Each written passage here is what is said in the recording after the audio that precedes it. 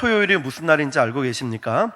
네, 6.25 전쟁 66주년 되는 날이었습니다. 저는 오늘 본문을 중심으로 해서 6.25 전쟁과 연관해서 우리가 왜 나라를 위해서 기도해야 하며 또 나라를 위해서 무엇을 기도해야 할 것인가 함께 나누도록 하겠습니다. 6.25 전쟁이 남긴 인류사적 교훈이 있다면 자유는 결코 공짜가 아니다는 것입니다. 두 동강이 난 이 작은 한반도에서 대한민국이라는 나라가 자유로운 국가로 그리고 민족적 생존이 가능하기 위해 희생된 수많은 사람들이 있다는 것을 기억해야 됩니다. 6.25 전쟁 당시를 보면 미군 사망자만 5만 명이 넘고 한국군을 포함해서 유엔군 사망자는 모두 63만 명이나 됩니다. 뿐만 아니라 부상자는 미군이 10만 명, 유엔군 전체를 하면 106만 명이 넘습니다. 그리고 당시 총병력은 남한의 총병력은 약 10만 명 정도 됐고 북한은 우리나라의 2배였던 20만 명 정도 됩니다. 그리고 남한에는 탱크가 하나도 없었음에도 불구하고 북한에는 탱크만 242대가 있었고 자주포만 176대를 보유하고 있었습니다. 게다가 항공기는 남한의 경우 연락기를 포함해서 고작 22대가 전부였는데 북한은 211대를 보유하고 있었습니다. 이런 병력의 열세에도 불구하고 오늘날의 이 대한민국이 자유로운 국가로 생존할 수 있었을까? 어떻게 지금까지 존재할 수 있었을까? 저는 아무리 생각해 보아도 이것은 전적인 하나님의 은혜이고 뿐만 아니라 이 민족을 위해서 희생하고 기도하신 분들의 기도 응답이라는 것을 저는 믿습니다. 예수님 당시도 이스라엘의 민족의 구성원으로서 이 당시에 망해가고 있는 조국 이스라엘과 그 당시 수도였던 예루살렘의 내일을 예견하고 탄식하면서 예수님은 기도하셨습니다. 왜냐하면 지난 주일날 말씀드렸듯이 기도는 예수님의 거룩한 습관이기 때문입니다. 사도 바울은 마음에 그치지 않는 고통이 있다라고 합니다. 마음에 그치지 않는 이 고통을 갖고 자기 민족을 향해서 기도하고 있다고 고백합니다.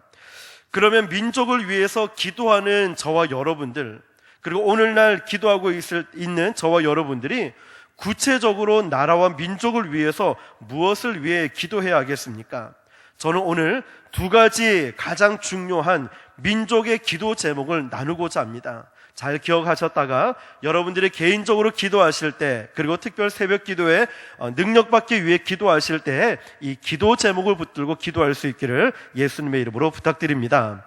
첫 번째는 자유롭고 안전한 나라가 되게 해달라 기도해야 됩니다. 자유롭고 안전한 나라가 되도록. 자, 이것은 민족의 육체적인 구원을 위한 기도라고 할 수 있습니다. 저는 이 첫 번째 기도 제목을 말씀드릴 때 두 가지 단어를 함께 말씀드렸습니다. 하나는 자유이고 하나는 안전입니다. 두 개의 단어를 함께 사용했습니다. 여러분 한번 생각해 보십시오. 자유가 있습니다. 자유는 있는데 안전하지 못하다. 그러면 이 자유가 참된 자유겠습니까? 불안한 자유일 수밖에 없습니다. 또 반대로 안전은 한데 자유가 없다. 그러면 그 안전은 비굴한 생존일 수밖에 없습니다. 그래서 우리는 언제나 이 조국이, 이 나라가 자유롭고 안전한 나라가 되도록 기도해야 됩니다. 그리고 우리의 후손들인 또 다음 세대들에게도 그런 나라, 자유롭고 안전한 나라가 될 수 있도록, 그런 나라에 살 수 있도록 우리는 기도해야 됩니다. 오늘 본문 보면은 마태복음 23장 38절에 보니까 보라, 너희 집이 황폐하여 버려진 바 되리라 예수님이 예언하고 계십니다. 그리고 이어지는 마태복음 24장 2절에 보면 심지어는 이스라엘의 수도였던 예루살렘 성전도 돌 하나도 돌 위에 남지 않고 다 무너뜨려지리라 말씀하셨습니다. 그리고 이 말씀은 역사 속에 문자 그대로 이루어지는 것을 보게 됩니다. AD 70년경에 로마의 디도 장군이라는 사람이 있었는데 이 디도 장군이 이끄는 군대가 이스라엘을 침략을 하게 되고 예루살렘을 파괴하게 됩니다. 예루살렘 성전은 문자 그대로 돌 하나도 남기지 않고 완전하게 다 무너뜨려집니다. 지금도 예루살렘을 방문하는 분들을 보면 서쪽 벽 하나만 볼 수 있고 그 벽에서 유대인들이 자신의 나라와 민족과 조국을 위해서 눈물로 기도하는 모습을 볼 수 있다고 합니다. 그래서 그 벽을 우리가 잘 알고 있는 통곡의 벽이라고 부릅니다. 마태복음과 같은 맥락에 있는 말씀이 누가복음 19장 41절 이하에 기록되어 있습니다. 거기서는 예수님께서 슬피 우시면서 이렇게 말씀하신 것을 볼 수 있습니다. 가까이 오사 성을 보시고 우시며 이르시되 너도 오늘 평화에 관한 일을 알았더라면 좋을 뻔하였거니와 지금 내 눈에 숨겨졌도다. 실제로 로마의 디도 장군이라는 사람이 4개 군단, 즉 약 8만 명의 군대를 이끌고 예루살렘을 공격하였을 때 성을 무너뜨렸고 그때 약 110만 명이나 되는 유대인들이 그 자리에서 죽임을 당했습니다. 살아남은 수십만 명은 노예로 로마에 끌려가는 비극이 발생했습니다. 예수님은 이 사실을 미리 아시고 눈물 흘리며 우신 것입니다. 이때 뜻있는 유대인들, 그 애국자들의 한 무리가 예루살렘의 남쪽에 보면 마사다라는 곳이 있는데 이 마사다라는 곳에 피해서 로마인들과 마지막 결전을 펼칩니다. 그러다가 3년 만에 실바 장군이라는 사람이 이끄는 10개의 군단을 가지고 이 맞서 싸우게 되는데 대대적인 공격을 받자 로마 노예가 되기보다 차라리 여기서 죽음을 선택하겠다라고 결의를 합니다. 이때 유대인의 지도자였던 엘리아살 벤 야일은 이런 연설을 남깁니다. 동지들이여, 우리는 지금까지 의로우신 하나님 앞에 하나님 외에 그 누구에게도 굴복한 일이 없습니다. 그러나 지금 우리는 이방인 로마의 손에 죽거나 아니면 항복하여 그들의 노예가 되는 일, 이 두 가지 선택에 가까워지고 있습니다. 동지들이여, 차라리 명예로운 죽음을 선택합시다 라고 얘기를 하면서 극적으로 이제 죽음을 맞이하는 것을 보게 됩니다.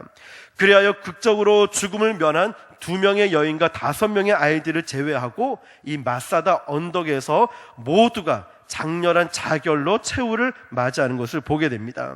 지금도 이스라엘 군인들이 임관을 할 때 이 마사다 언덕에 올라가서 이런 맹세를 한다고 합니다. 우리는 다시 함락되지 않을 것이다. 다시는 마사다의 비극이 없기를 이렇게 외치면서 충성을 맹세한다고 합니다. 그러나 이 예루살렘과 마사다 못지않은 비극의 현장이 바로 이 한반도, 이 나라에 있었음을 우리는 잊지 말아야 됩니다. 남북한 군인 사상자가 모두 합쳐서 300만 명이나 되고 또 민간인 사상자도 모두 합치면 약 300만 명이나 됩니다. 즉 합계 약 600만 명이 죽고 다쳤고 또 전쟁인 미망인이 약 20만 명, 전쟁 때 고아가 10만 명, 전쟁 때 파괴된 집들, 가옥이 60만 채, 북한 월남민이 약 300만 명, 이산 가족의 약 1000만 명이 발생했습니다. 뿐만 아니라 산업 생산력의 약 80%가 파괴되었습니다. 그리고 무엇보다 다른 어떤 계층보다 핍박받고 투옥받고 고문당한 사람들이 기독교 지도자들이었고 크리스천들이었습니다. 실로 인류 역사상 그 유래를 찾아보기 힘든 비극적인 전쟁이 바로 6.25 전쟁이었음을 우리는 잊지 말아야 됩니다. 이 전쟁을 겪어보지 않은 세대도 있겠지만 또 이런 전쟁을 비극을 기억하는 우리라면 아직도 북한은 핵무기를 개발하고 핵미사일을 발사하면서 공포 가운데, 전쟁의 공포 가운데 몰아가고 있지만 우리는 다시는 이런 비극이 없도록 자유와 안전이 보장되는 미래가 되도록 우리는 나라와 민족을 위해서 또 북한을 위해서도 기도해야 된다는 것을 여러분 기억하시길 바랍니다.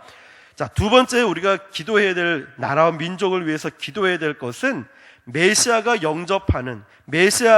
영접하는 나라가 되도록 기도해야 됩니다.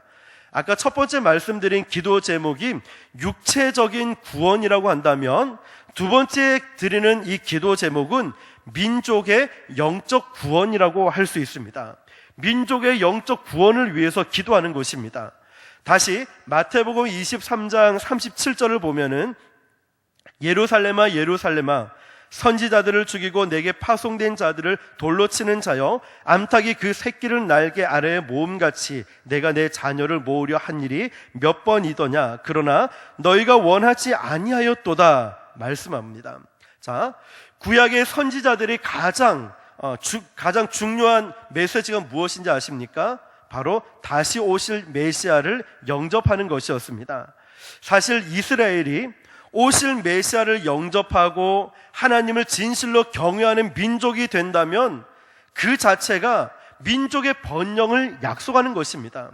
다시 말하면 내 안에 내가 다른 어떤 물질이나 어떤 건강이기 이전에 주님이 내 안에 계시고 우리 민족을 다스린다면 그것 자체가 복입니다. 그러나 불행히도 이스라엘 민족은 예수님을 메시아로 받아들이는 일에 무관심했고 뿐만 아니라 적대적이었다는 것입니다. 지금 예수님은 이 이스라엘 민족의 진짜 위기가 뭐냐면 다른 것이 아니라 바로 오실 메시아, 이 메시아를 받아들이는 일에, 예수님을 받아들이는 일에 무관심하고 적대시하는 것을 보고 예수님은 지금 이 민족들의 위기를 보고 계신 것입니다. 즉 주의 음성을 들으려 하지 않고 주의 말씀을 들으려 하지 않고 주님 앞에 내가 있으려 하지 않을 때, 여러분 잘 생각해 보십시오. 나의 신앙도 마찬가지입니다. 내가 하나님의 음성을 들으려 하지 않을 때, 내가 내 교만함이 앞서 있을 때, 내가 하나님의 어떤 뜻 가운데 있지 않으려 할 때, 그때 내 신앙의 절대적인 위기라는 것입니다. 예수님은 바로 이것을 보고 계신 겁니다. 이스라엘 백성들의 어떤 문제, 어떤 상황을 보고 있는 것이 아니라 주님의 음성을 듣지 않고 주님을 영접하지 않고 주님이 그 안에 계시지 않다는 것 자체가 위기라고 말씀하고 있는 것입니다.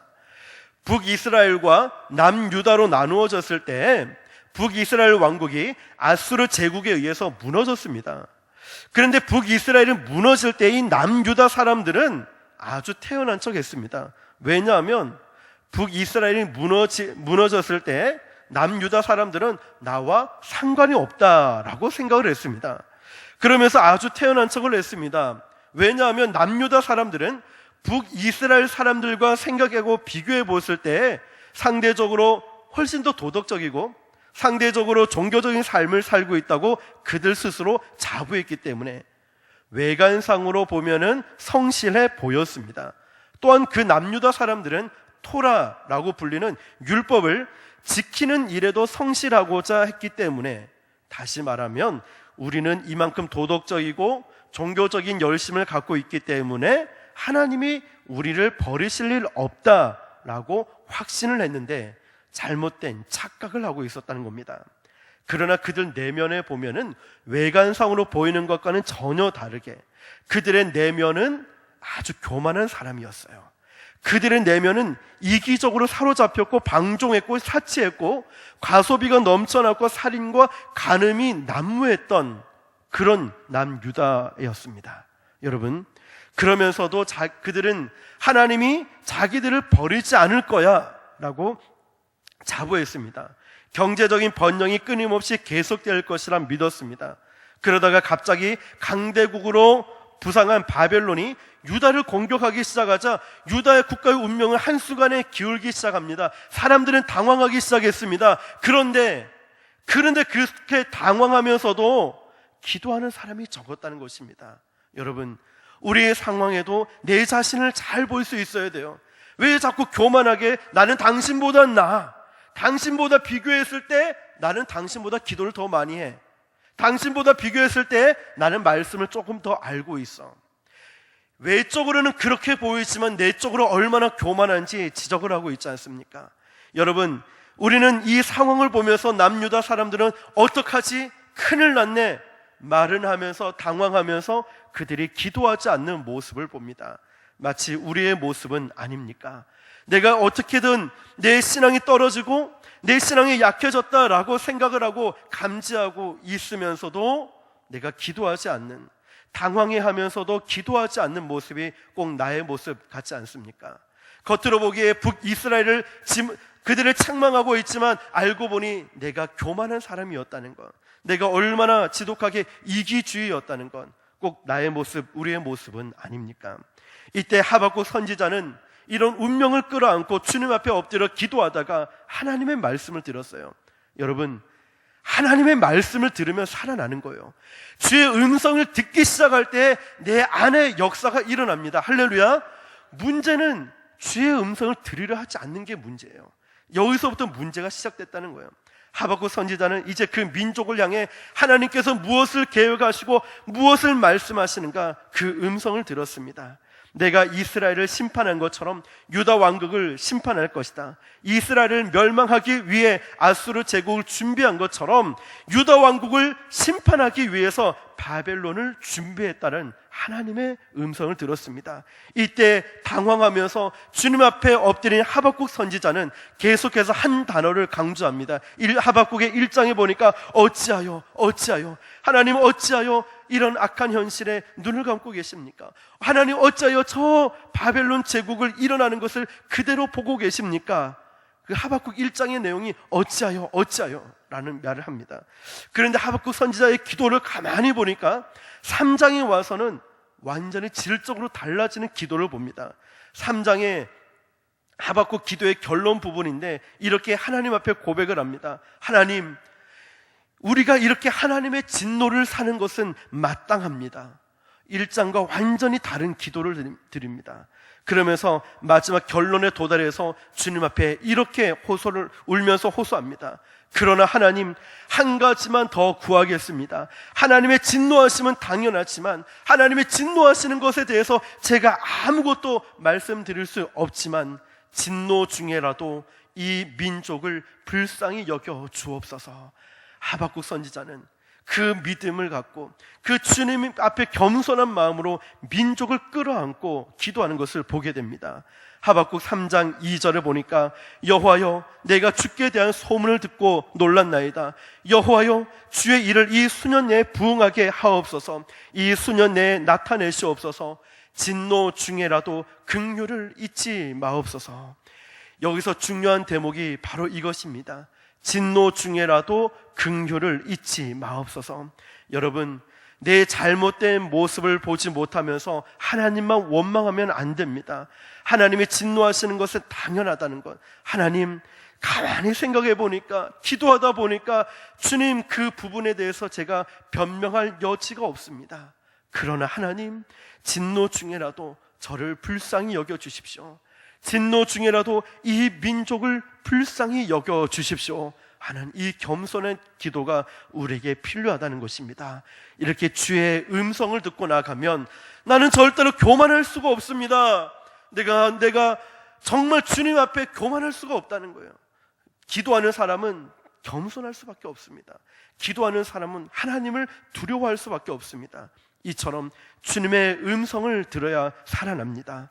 오늘 본문을 보니까 예수님은 마치 암탉이 병아리를 자신의 날개 아래 품듯이 자기 민족을 품고자 하셨다라고 말씀하고 있습니다. 어미가 새끼를 보호하는 것은 본능입니다. 지금 예수님은 자기 민족이 그리고 정치 사회적으로 영적으로 위기에 처한 것을 예수님이 보신 것입니다.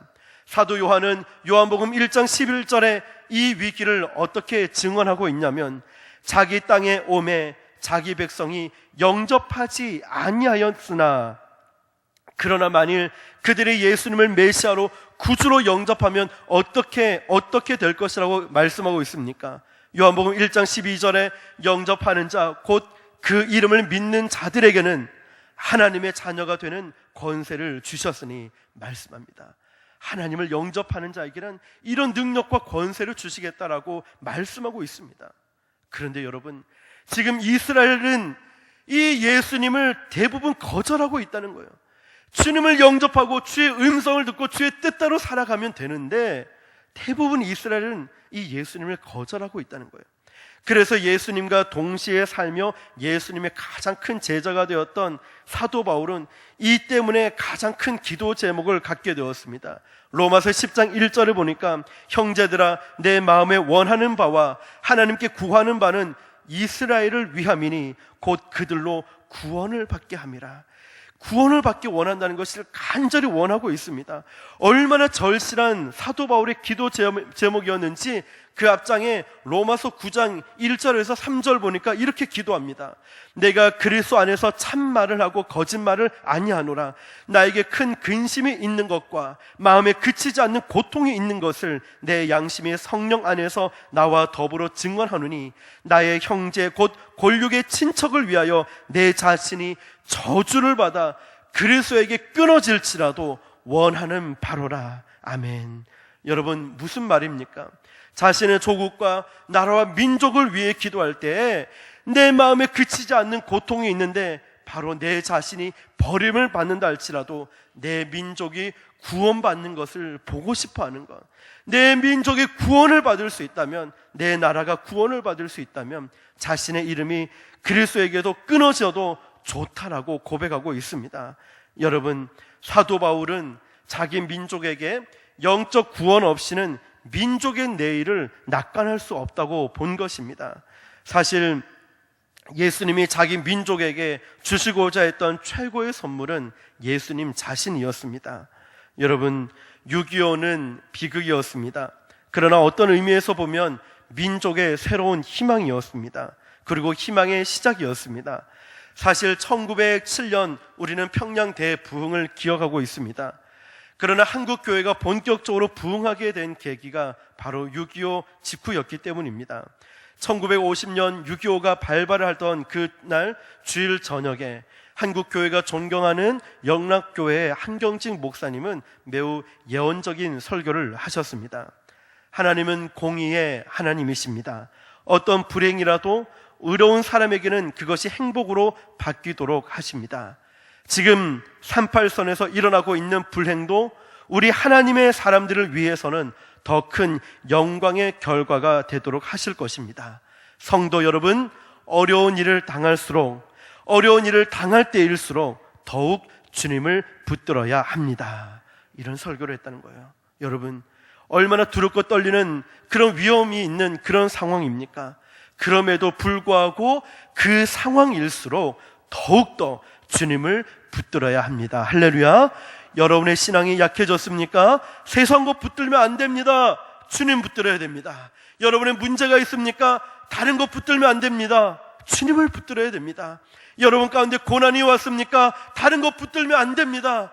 주님 붙들어야 됩니다. 우리는 주님을 붙들 때 살게 됨을 믿으시길 바랍니다. 주님을 붙들 때 우리의 신앙이 회복됨을 믿으시길 바랍니다. 주님을 붙들 때 내가 겸손해지고 하나님의 뜻 가운데 살아갈 수 있음을 믿으시길 바랍니다. 내가 믿음이 얼마나 좋은지, 내가 기도를 얼마나 많이 하는지 어떻게 알 수 있는지 아십니까? 내가 기도한 대로, 내가 믿음을 가진 대로 살아내는 것입니다. 내 현실 속에서, 내 삶의 현실에서 살아내는 것이 내 믿음의 척도이고, 내가 살아내는 것이 내 기도가 얼만큼 성숙된 기도인지를 알 수가 있습니다. 사랑하는 성도 여러분, 우리 민족은 6.25라는 불행 속에서 한경직 목사님의 말씀처럼 주님을 붙들었습니다. 그리고 다시 일어섰고, 교회는 부흥되었고, 민족은 재건되었습니다. 여러분, 사도 바울은 유대 민족이 실패한 결정적인 원인이 바로 그들에게 종교적인 열심이 있음에도 불구하고 여전히 자기 의를 내세우고 힘써 하나님의 의에 복종하지 않은 것이라고 말하고 있습니다. 로마서 10장 2절 3절 말씀을 보니까 내가 증언하노니 그들이 하나님께 열심이 있으나, 열심은 있었다는 거예요. 그러나 올바른 지식을 따른 것이 아니라 하나님의 의를 모르고 자기 의를 세우고 힘써 하나님의 의에 복종하지 아니하였느니라 라고 얘기하고 있어요. 지금 유대 민족이, 그 민족이 실패한 결정적인 원인이 뭐라고 합니까? 열심 좋습니다. 그러나 자기 의를 내세우는, 하나님 뜻과 전혀 상관없는 그런 일들, 하나님 앞에 복종하지 않고 순종하지 않는 모습이 그들이 실패한 결정적인 원인이라고 말하고 있습니다. 사랑하는 성도 여러분, 예수님도 당시에 이스라엘 민족의 구성원이었지만 망해가는 조국 이스라엘과 또 수도 예루살렘의 내일을 예견하시면서 탄식하고 기도하셨습니다. 여러분, 그렇다면 우리가 이 민족과 이 나라를 위해서 기도할 때 앞으로 어떤 마음으로 기도해야 되겠습니까? 내가 전심으로 자꾸만 내 앞길만 기도하는 것이 아닙니다. 제가 우리 교회 부임하기 전에 오산리 기도원에 가서 한 3박 4일 정도 갔었습니다. 기도하는데 은혜가 잘 되지가 않는 거예요. 마음이 집중이 되지 않는 겁니다. 그런데 어느 날 마지막 날에 자꾸 기도를 하는데 하나님은 제 앞길을 인도해 주십시오. 제 가정과 제 건강과 내 것 자꾸 내 것만 기도하게 되는 거예요. 하나님께서 말씀하시는데 책망을 느끼게 된 거예요. 어째 너는 그렇게 너밖에 모르고 이기주의자냐. 너는 정말 담임 목사님을 위해서도 기도하고 교회를 위해 기도하고 나라를 위해서도 기도하고 정말 기도할 제목이 많은데 왜 자꾸 너 자신만을 위해서 기도하느냐, 이런 책망을 주시는 거예요. 여러분, 우리도 우리 자신을 위해서 물론 기도해야 됩니다. 그러나 우리 가정도 위해서 기도해야 되고 교회를 위해서도 기도해야 됩니다. 그러나 우리의 기도의 지경을 넓혀서 나라와 민족을 위해서도 여러분 기도할 수 있길 바랍니다. 우리 민족의 아픔, 상처들, 여전히 이산 가족이 남아있고 여전히 아픔들이 남아있습니다. 우리는 이제 나라와 민족을 바라볼 수 있는 눈이 열리고 기도의 지경이 넓혀서 정말 나라와 대통령과 위정자들을 위해, 경제와 정치를 위해 기도할 때 정말 가슴 아픈 이 사도 바울처럼 마음의 고통을 안고 그런 간절한 마음으로 기도할 수 있길 축복합니다. 기도의 지경이 넓혀져서 이제는 정말 나라 민족과 선교지를 위해서 기도할 때 마치 내 자녀가 선교지에 가 있는 것처럼, 마치 이 나라의 아픔이 나의 아픔인 것처럼 이제 위정자를 위해서도 계속 기도할 수 있길 바랍니다. 이처럼 예수님은 이 기도가 예수님의 거룩한 습관이었습니다. 사랑하는 성도 여러분, 지금이야말로 우리가 기도의 지경을 넓혀서 민족의 영적인 부흥과 구원을 위해서 기도해야 될 때라고 생각합니다. 이 나라와 민족을 위해서 기도할 수 있는 거룩한 습관이 되어야 됩니다. 이제 우리의 우선순위 기도를 거룩한 습관으로 만드는 것입니다. 새벽 기도에 지금 숫자보다 더 많이 나오신 것 같습니다. 오늘 190명이 나오셨던데 앞으로 정말 우리 새벽 기도에 꽉꽉 채워서 더 많은 기도하고 더 많은 능력 받아서 우리 모든 교회에서 시작되는 사역과 모든 일들이 바로 기도를 통하여 시작할 수 있길 바랍니다. 저와 여러분들이 이런 능력을 받아서 앞으로 귀한 사명들을 잘 감당하시는 저와 여러분 되시기를 주님의 이름으로 축원합니다. 기도하겠습니다. 살아계신